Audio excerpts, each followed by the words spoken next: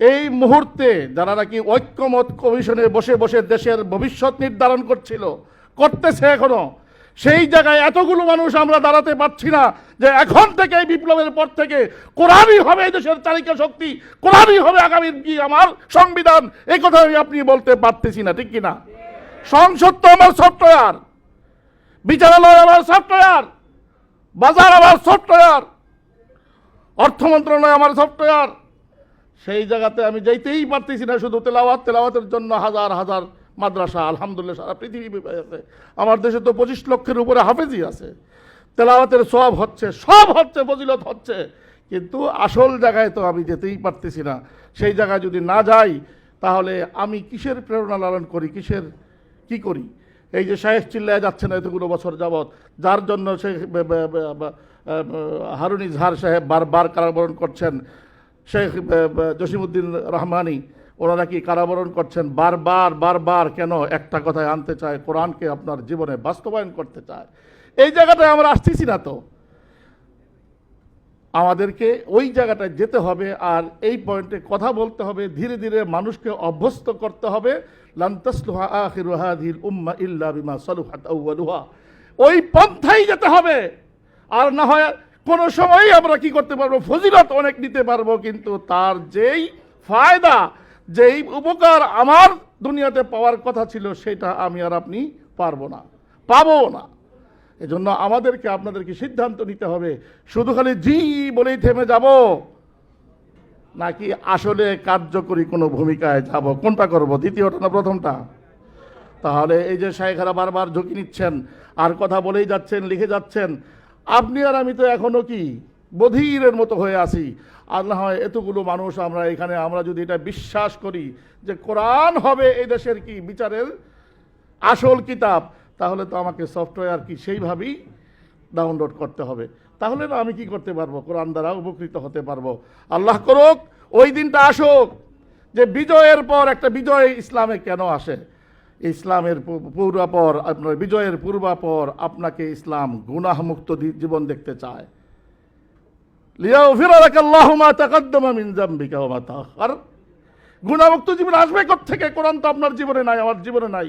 আমার বক্তব্যে আছে, আপনার মসজিদে আছে, আপনার গবেষণা করে আছে, কিন্তু আমার জীবনে, আপনার জীবনে তো সেই কোরআনকে আমরা বাস্তবায়ন করার সুযোগই দিচ্ছি না। আর নয় কারা এই দেশটা চালায় এখন? ঐক্যমত্য ইয়ের মধ্যে কারা আছে এই কমিশনে? এই দেশের এই কতগুলো মানুষ না? এদেরকে 8টা করে হাত পা। তাহলে আমরা কেন বুক ফুলিয়ে বলতে পারি না? এত বড় সেমিনার করতে পারি, এত বড় করে সাহস করে কথা বলতে পারি, তাহলে ওখানে কেন? পয়েন্ট ওই জায়গাটাতে। আজকেও তো এক ভাই এখান থেকে কি করলেন, এই সরকারের কাছেই কি বিচার চাইলেন যে আমার কি কেসগুলো উঠায় আনেন মেহরবানি করে এই সরকারের কাছে। আমি এই অনুনয় বিনয় করতেছি, কেন করি? এতগুলো রক্ত দিলাম, কেন দিলাম এই রক্ত? তাহলে অনেকেই বলে মানে প্রশান্তির জন্য নিজেদের জায়গাটাকে নিজেরা অনেক সময় কি করি, গণতন্ত্রকামী যারা আছে বা গণতন্ত্র যারা করেন, বাধ্য হয়ে করেন, যেমনি করুক, এদেরকে কয়েকটা ফতুয়া লাগাই দিয়ে বাস নিজের দায়িত্ব শেষ মনে করে দিই। ওই ফতুয়ায় তো কাজ হবে না ভাই। কাজ তো হবে কি, এই শাইখদের কথায় যদি আপনি আপনার জীবনে পরিবর্তন আনেন আর সাহস হন। শেখ ইব্রাহিম বলে গেছেন কোরআন হলো পাওয়ার হাউস, কোরআন নিজেই শক্তিশালী। আর যে কোরআন যার মধ্যে যাবে সে যদি শক্তিশালী না হয়, কোরআন তার ক্রিয়াই যদি আপনার মধ্যে দেখাতে না পারে, তাহলে আপনি কোরআন শিখলেনই কি আর কি আমলই করবেন কি? তার থেকে ফায়দাই পাবেন কি? আপনার মধ্যে আমার মধ্যে সেই শক্তি আসতে হবে, হাজারো মানুষের সামনে যেন ইন্নানি মিনাল মুসলিমিন বলে দাঁড়ায় যেতে পারি। আজকে যেন ঐক্যমত্য কমিশনের সামনে দাঁড়াতে পারি।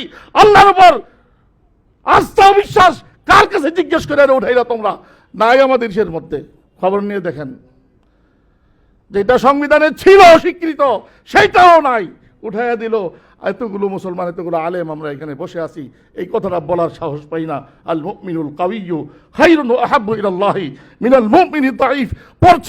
পড়াচ্ছি, নিজেও পড়তে হাজারো বার পড়ছি, কিন্তু ফজিলত পাইছি, সওয়াব পাইছি। এর বাহিরে এর দ্বারা ফায়দা নেওয়ার মতো মানসিকতা আপনার মধ্যে আমার মধ্যে আসে নাই। কেন? যেই দিন আমরা আমাদের এই অংশে, এই আমরা যারা এখানে বসেছি, পজিটিভ ওয়েতে যদি আপনার কথাগুলো, কোরআনের এই বাণীগুলো, যে আপনাকে আমাকে আসতে হবে ও হাররিদিল মুমিনিনা আলাল কিতালের উপরে, আপনাকে আমাকে আসতে হবে, যে এক কথায় আসতে হবে ওই জায়গাটায়। আল আনা খাফফাফা আল্লাহু আনকুম ওয়া আলিমা আন্না ফীকুম দাফা, শাশ্বত বিধান করে দিয়েছে আপনাকে, ইয়াকুম মিনকুম মিআতুন সাবিরাতুন ইয়াগলিবু মিআতাইনি ওয়া ইয়াকুন আলফান ইয়াগলিবু আলফাইনি বিইذনিল্লাহ ওয়াল্লাহু মা'আস সাবিরিন। এই কথায় আসতে হবে।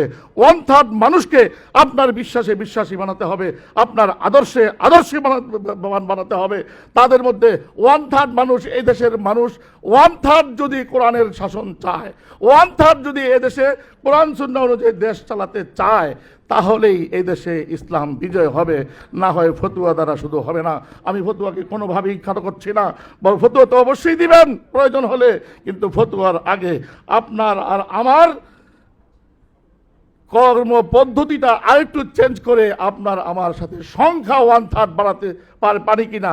দেশের মোট জনসংখ্যার 1/3 মানুষ যদি ইসলাম চায়, এই কোরআন বলে, তাহলে আর তাদেরকে কেউ ঠেকায় রাখতে পারবে না। আল্লাহ তাআলা আমাদেরকে 1/3 পর্যন্ত পৌঁছতে যত ধরনের বাধা বিপত্তি আছে, সব বাধাকে পেরিয়ে 1/3 মানুষকে আমাদের বিশ্বাসী বানানোর তৌফিক দিক।